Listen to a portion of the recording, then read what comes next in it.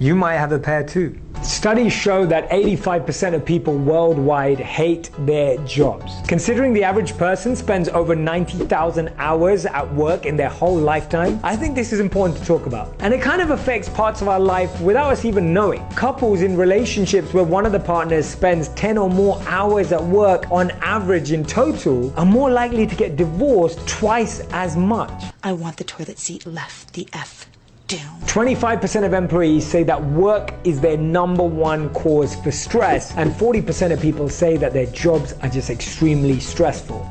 That's crazy. This totally blew my mind. In Japan, over 10,000 people drop dead at their desks every year because of working consistent 70-hour work weeks. The phenomenon is called karoshi, translated as overwork death. And on top of all of that, just to make matters worse, we spend 100 hours a year commuting. Luckily, I got the commute to relax. But at the same time, we've all had experiences of moments where even the toughest things don't feel challenging, don't feel negative. Sometimes when even we've been up all night, but we don't feel stressed. There's times when we've been working consistently for hours, days, and months, but we feel happy. How does that happen? Think about when it happened for you. Maybe you were planning a birthday party. Maybe you were creating a website or a blog or your Instagram page. Maybe you're even making videos for YouTube or Facebook. Maybe it's a mix of those things or none of those things, and maybe it's something completely different. The point is, we've all been able to go through stress, pain, and pressure and come out totally fine and actually more excited and enthused about what we're doing when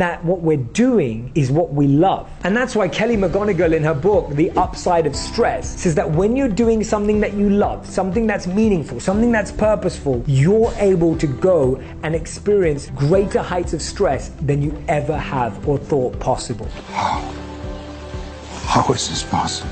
That means that you can actually take way more stress and pressure than you even believe when you're doing something you love. And even if you know what you love, you've had that experience, why are you not doing it? I know why. Because I was there too. It's this thing called risk. Or maybe it's fear, or maybe it's worry, or maybe it's security. And those are all valid reasons if they were the real ones. The number one reason why we don't is because of these. The golden handcuffs. They're real. We're so dependent on that salary, the money that we've got used to, a lifestyle, that we're willing to trade what we really love and want for what we think we need. Maybe sometimes we're overcommitted. You've got a big mortgage on the house. You're used to fancy things. You're used to traveling 3 or 4 times a year. We get addicted to these. More, I want more. But let me ask you this. What if there was a possibility to start something with no risk at all and you were guaranteed to be successful in it? What would you do? What if you could quit your job? Not today, but soon. What if you didn't even need to quit your job, but you could use your time on your weekends doing what you love, using your time in the evenings to build that side hustle? The reason why I'm asking you all these things is because I was there not so long ago. I was doing something that was good, but not great. I was doing something that I liked, but didn't love. I was waking up every morning not feeling the same level of energy and motivation as I do today. And that's a constant process. It's a constant cycle. You have to keep going through it. All I'm saying is you can start doing what you love today, in your spare time, on your weekends, using your breaks, because that's going to help you create the life that you truly, truly want, not being bound by those golden handcuffs. And these are some of my tips. Number 1, start a side hustle. Maybe it's an online business. Maybe it's an Instagram page. Maybe it's a blog. Whatever it may be, get that side hustle going. Start learning about it quickly, reading about it, speaking to other people who've made it happen in their lives. Everything that becomes your mainstay originally will have started as a side hustle. Get that going right now.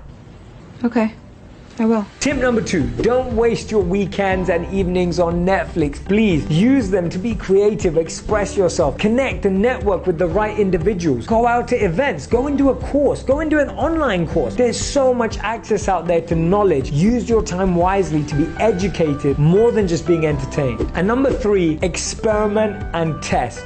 Experiment and test. Keep experimenting with new ideas, speaking to new people, getting people to be sounding boards, testing out things that you thought would work. Not only will you start seeing that you're learning a lot more, but you'll start seeing progress. And ultimately, that's all you need. We don't need to find perfection. We just need to feel progress.